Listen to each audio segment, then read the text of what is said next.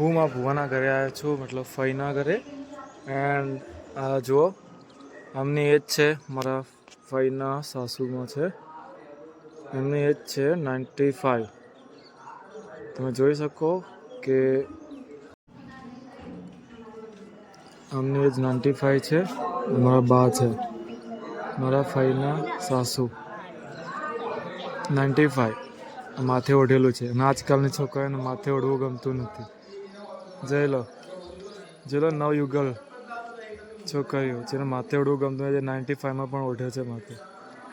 કેવું બા, મજામાં? બા છે તબિયત જય માતાજી.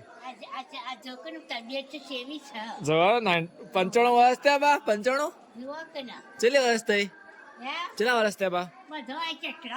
95 કે હો? 95 કે વધારે? વધારે